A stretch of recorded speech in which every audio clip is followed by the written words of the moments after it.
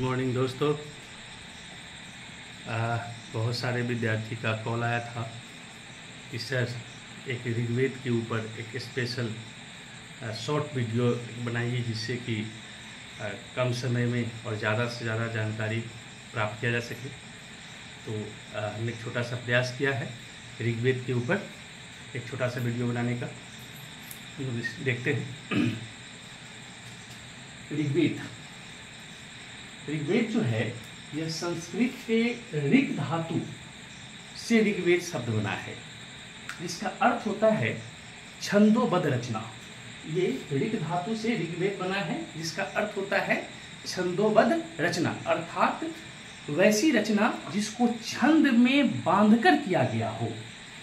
इसी छंद को श्लोक कहा जाता है, अर्थात पूरा का पूरा जो ऋग्वेद लिखा गया है वह श्लोक में लिखा गया है, या यूं कहे कि वह छंद में बांध कर लिखा गया है।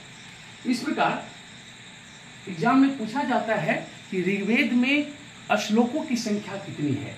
तो ऋग्वेद में कितने श्लोक है? 10,462 श्लोक है। ठीक है। ऋग्वेद का पहला श्लोक जो है वह अग्नि को समर्पित है। जैसे ऋग्वेद का जो पहला श्लोक है, ये 10,462 में जो पहला श्लोक है वह अग्नि को समर्पित है, यानी कि अग्नि की प्रार्थना के लिए, अग्नि की पूजा के लिए पहला मंत्र या पहला श्लोक लिखा गया है ऋग्वेद में। ऋग्वेद की जो रचना है वह 1400 ईसा पूर्व से 1200 ईसा पूर्व के बीच मानी जाती है। ऋग्वेद की रचना 1400 से 1200 ईसा पूर्व के बीच मानी जाती है। और कहाँ मानी जाती है?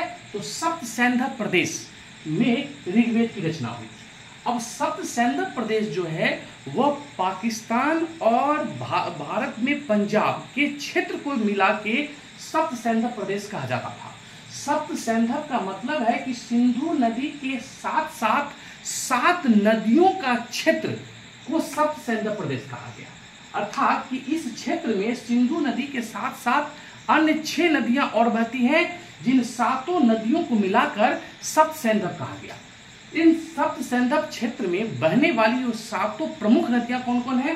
तो पहला है सिंधु, दूसरा सरस्वती, तीसरा शतुद्री, चौथा विपाशा, पांचवा परुष्णी, छठा वितिस्ता और 7वां अस्कनी। जिसमें से बहुत सारी नदियों का नाम तो अभी हुबहू ही है जिनकी चर्चा ऋग्वेद में हुई है, परंतु कुछ नदियां ऐसी हैं जिनका ऋग्वेद में नाम कुछ और है और आज आधुनिक समय में हम उसको कुछ और नाम से जानते हैं। जैसे सिंधु तो सिंधु ही है, सरस्वती भी सरस्वती है, जबकि शतुद्री जिसकी चर्चा ऋग्वेद में है उसका आधुनिक नाम जो है वो सतलज है। उसके बाद है विपाशा। विपाशा नाम ऋग्वेद में मिलता है जिसका आधुनिक नाम है व्यास।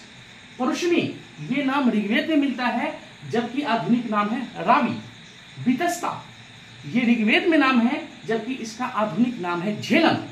उसके बाद है अस्कनी, ये ऋग्वेद में नाम है जबकि अभी वर्तमान में नाम है इसका चिना। तो ये 7 नदियों के कारण ही इस क्षेत्र को सप्त सैंधव प्रदेश कहा गया। अब प्रश्न यह उठता है कि इस सप्त सैंधव प्रदेश में ही आखिर आर्यों ने ऋग्वेद की रचना क्यों की? तो इसके पीछे हम बहुत ज्यादा प्रकाश नहीं डालेंगे, फिर भी थोड़ा सा एक लाइन में हम लोग जानते हैं कि जब आर्य भारत आए तो उनके साथ 2 महत्वपूर्ण पशु थे, एक था गाय और दूसरा था घोड़ा। अब ये जो सप्त सैंधव प्रदेश है, ये सप्त सैंधव प्रदेश 7 नदियों के कारण काफी उपजाऊ क्षेत्र हुआ करता था और उस उपजाऊ क्षेत्र की वजह से यहाँ खूब हरी हरी घासें हुआ करती थी। और ये गाय और घोड़ा ये जो दोनों पशु है ये घास प्रेमी पशु होता था। अतः ये पशु इसी क्षेत्र में रहा करते थे और इन आर्यों को आसानी से अपने पशुओं के लिए चारा उपलब्ध हो जाता था। तो इस चारा के लिए इनको बहुत ज्यादा दूर भटकना नहीं पड़ता था और उसके बाद इन्होंने आसानी से यहाँ ऋग्वेद की रचना शुरू की। ठीक है, फिर आगे हम लोग बढ़ते हैं। ऋग्वेद जो है इसमें कुल 8 भाग हैं। ऋग्वेद में कितने भाग है? 8 भाग होने के कारण ही ऋग्वेद को अष्टक कहा गया है। ऋग्वेद को क्या कहा गया है? अष्टक। क्यों? क्योंकि इसमें कुल भागों की संख्या 8 है। अब ऋग्वेद का प्रत्येक भाग जो है वह 8 अध्याय में बटा हुआ है। ऋग्वेद का प्रत्येक भाग 8 अध्याय में बटा हुआ है। इस प्रकार ऋग्वेद में कुल अध्याय की संख्या कितनी हो जाएगी? 64। एक अध्याय में 8 भाग, तो टोटल अध्याय की संख्या है 8, तो टोटल अध्याय कितना हो जाएगा? 8 गुना 8 64 हो जाएगा। तो क्वेश्चन पूछा जाएगा कि ऋग्वेद में कुल अध्याय की संख्या कितनी हो गई? तो 64। ऋग्वेद को अष्टक क्यों कहा जाता है? तो इसमें 8 भाग है, इसलिए इसको अष्टक कहा जाता है। अब ऋग्वेद जो है यह 10 खंडों में विभाजित है। इसी 10 खंडों को मंडल कहा जाता है। अक्सर एग्जाम में क्वेश्चन पूछा जाता है कि ऋग्वेद में कुल मंडलों की संख्या कितनी है? तो कितनी मंडल है? 10 मंडल है। अब ये मंडल जो है ये मंत्र में विभाजित है, और ये मंत्र जो है ये सूक्त में विभाजित है, और ये सूक्त जो है ये ऋचा में विभाजित है। ठीक है। अब ऋग्वेद में पूछा जाता है मंडलों की संख्या कितनी है? तो 10 मंडल है। ऋग्वेद में कुल कितने मंत्र हैं?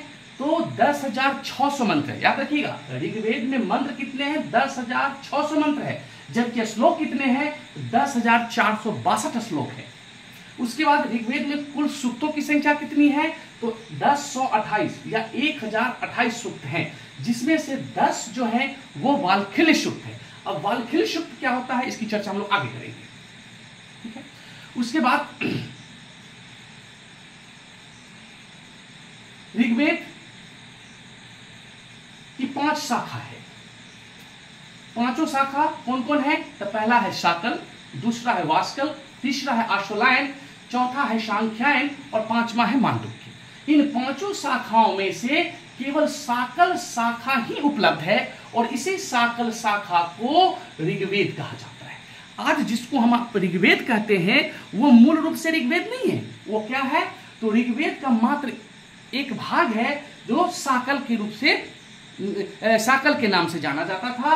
बाकी वास्कल, आश्वलायन, सांख्यायन और मांडुक्य ये चारों उपलब्ध नहीं है, केवल साकल उपलब्ध है। इसी साकल शाखा को ऋग्वेद कहा जाता है। ठीक है।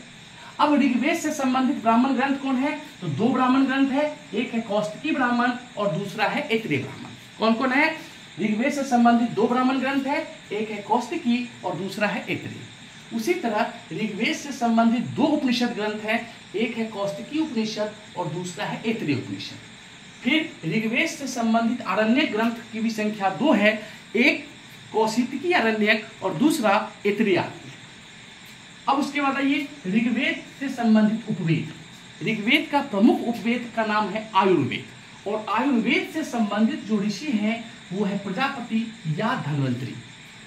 आयुर्वेद से संबंधित ऋषि कौन है? तो प्रजापति या धन्वंतरी है। ये जो आयुर्वेद है इसका विषय क्या है? तो इसका विषय है जीवन और चिकित्सा। ठीक है। अब फिर हम लोग आगे बढ़ते हैं। ऋग्वेद में जो 10 मंडल हैं, इन 10 मंडल की रचना किसी न किसी ऋषि के द्वारा किया गया है। ठीक है। तो हम लोग देखते हैं कि ये 10 मंडल कौन कौन है। ऋग्वेद का जो प्रथम मंडल है उसमें कुल सूक्तों की संख्या 191 है। ऋग्वेद के प्रथम मंडल में सूक्तों की संख्या 191 है। इस मंडल की रचना अर्थात ऋग्वेद के प्रथम मंडल की रचना ऋषि अंगिरस तथा ऋषि मधुछंदा के द्वारा किया गया था। ऋग्वेद के प्रथम मंडल जिसमें सूक्त की संख्या 191 है, जिसकी रचना ऋषि अंगिरस तथा ऋषि मधुछंदा के द्वारा किया गया था। फिर ऋग्वेद का दूसरा मंडल, दूसरे मंडल में कुल 113 सूक्त दिए गए हैं। ऋग्वेद के दूसरे मंडल में कुल 113 सूक्त दिए गए हैं तथा दूसरे मंडल की रचना ऋषि गृहतस्मद के द्वारा किया गया था। ऋषि गृहतस्मद के द्वारा ऋग्वेद के दूसरे मंडल की रचना की गई। अब आइए ऋग्वेद का तीसरा मंडल। तीसरा मंडल में 62 सूक्त दिए गए हैं। तीसरे मंडल में 62 सूक्त है, और इस मंडल की रचना 3 ऋषियों के द्वारा की गई थी, जिसमें विश्वामित्र, ऋषि घोड़ा और जमदग्नि का नाम मुख्य रूप से आता है। विश्वामित्र प्रसिद्ध है किस लिए? तो गायत्री मंत्र की रचना, जो आज हम लोग जानते हैं, ओम भूर्भुवस्सुः तस्य वितुर्वरेण्यं भर्गो देवस्य धीमहि धियो यो नः प्रचोदयात्। ये जो गायत्री मंत्र है इसकी रचना विश्वामित्र के द्वारा की गई थी, और विश्वामित्र का संबंध ऋग्वेद के तीसरे मंडल से है। क्वेश्चन यह भी पूछा गया है कि गायत्री मंत्र का संबंध ऋग्वेद के किस मंडल से है? तो क्या होगा आंसर? ऋग्वेद का तीसरा मंडल। अब ये ऋषि घोड़ा कौन है? तो छांदोग्य उपनिषद में भगवान श्री कृष्ण की चर्चा हुई है ऋषि घोड़ा के शिष्य के रूप में। छांदोग्य उपनिषद में कहा गया है कि श्री कृष्ण जो थे, भगवान श्री कृष्ण, वह ऋषि घोड़ा के ही शिष्य थे और देवकी के पुत्र थे। इस रूप में चर्चा भगवान श्री कृष्ण का कहाँ हुआ है? छांदोग्य उपनिषद में हुआ है। और यह वह ऋषि घोड़ा है जिनका संबंध ऋग्वेद के तीसरे मंडल से है। अब ऋग्वेद का चौथा मंडल, जिसमें सूक्तों की संख्या कितनी है? 58, अर्थात मात्र 58। ये ऋग्वेद का जो चौथा मंडल है, यह सबसे छोटा मंडल है। और इतना ही नहीं, ऋग्वेद में जो 10 मंडल है, इस 10 मंडल की तो रचना एक बार में हुई नहीं होगी, सबसे पहले किसी न किसी एक मंडल की हुई होगी। तो ये जो चौथा मंडल है, ये सबसे प्राचीन मंडल है। चौथा मंडल सबसे प्राचीन और सबसे छोटा मंडल है। और इस मंडल का संबंध जो है वह कृषि से है, यानी कृषि संबंधी समस्त क्रियाओं की जो चर्चा है वह ऋग्वेद के चौथे मंडल में की गई है, जिसका संबंध ऋषि वामदेव से है। चौथे मंडल का संबंध किसी से है? ऋषि वामदेव से है। इतना ही नहीं, ऋग्वेद का यह चौथा मंडल वामदेव के अलावे 3 राजाओं से है। वो तीनों महत्वपूर्ण राजा है, त्रासदस्यु, अजमेट और पुरुमिट। ये तीनों राजा जो थे, इन्होंने मिलकर ऋग्वेद के चौथे मंडल की रचना की। अब ऋग्वेद का 5वां मंडल, जिसमें सूक्तों की संख्या 87 यानी कि 87 है, और इसकी रचना ऋषि अत्रि के द्वारा किया गया था। ऋग्वेद का 6वां मंडल है, जिसमें सूक्तों की संख्या 75 है। इसकी रचना ऋषि भारद्वाज और ऋषि अंगिरस के द्वारा की गई थी। 7वां मंडल, 7वें मंडल में कुल सूक्तों की संख्या 104 है, जिसमें संबंधित ऋषि हैं ऋषि वशिष्ठ और ऋषि अंगिरस। 7वां मंडल काफी महत्वपूर्ण मंडल हो जाता है, क्योंकि इसी मंडल में दशराग युद्ध की चर्चा हुई है। दशराग युद्ध जो है, ये 10 राजाओं के बीच युद्ध हुआ था, जिसमें आर्य और अनार्यों के बीच में युद्ध हुआ था, जिसमें आर्यों ने अनार्यों पर विजय प्राप्त की थी। और उसके बाद भारत में आर्यों का जो ध्वजा है वह बुलंद हुआ और आर्य का विस्तार पूर्वी भारत की ओर होने लगा। सबसे महत्वपूर्ण बात यहाँ यह भी है कि आखिर आर्यों का विस्तार जो हुआ इतनी तेजी से पूरब की ओर कैसे हुआ? तो इसके पीछे जो सबसे मूल वजह था वह यह था कि आर्यों के पास तेज चलने वाला घोड़ा था और दूसरा, आर्य लोहा से परिचित हो चुके थे। अर्थात अब आर्यों के पास जो हथियार थे वह लोहे के बने हुए होते थे। इस वजह से उन्होंने जंगलों की कटाई की और जरूरत पड़ने पर उन्होंने अनार्यों को भी कटाई किया और लोहा ने उनको भारत में पूर्ण रूपेण स्थापित करने में अपना योगदान दिया। ठीक है, तो यह है दशराग युद्ध, इसकी चर्चा हम लोग फिर आगे करेंगे। उसके बाद है 8वां मंडल। 8वां मंडल में कुल सूक्तों की संख्या 103 है तथा इससे संबंधित जो ऋषि हैं वो ऋषि कण्व और ऋषि अंगिरस है। इन दोनों के ऋषि कण्व और ऋषि अंगिरस के द्वारा 8वें मंडल की रचना की गई थी, जिसमें सूक्तों की संख्या कितनी है? 103 है। ऋग्वेद का 9वां मंडल, जिसमें सूक्तों की संख्या 114 है और इससे संबंधित जो ऋषि है वह पवमान अंगिरस या पवमान अंगिरा है। अब है ऋग्वेद का 10वां मंडल, जो सबसे अंतिम मंडल है। इसकी सूक्तों की संख्या इसमें 191 है। इस मंडल को अर्थात 10वें मंडल को और प्रथम मंडल को ये सबसे बाद में जोड़ा गया माना जाता है। ये प्रथम मंडल और 10वां मंडल जो था ये सबसे बाद में जोड़ा गया था। अब 10वें मंडल में कुल सूक्तों की संख्या कितनी है? 191 है, जबकि इससे संबंधित जो ऋषि हैं वह क्षुद्र सुक्तय या क्षुद्र सुक्तीय ऋषि और दूसरा महासुक्तीय ऋषि है। क्षुद्र सुक्तीय ऋषि और महासुक्तीय ऋषि का संबंध जो है वह ऋग्वेद के 10वें मंडल से है।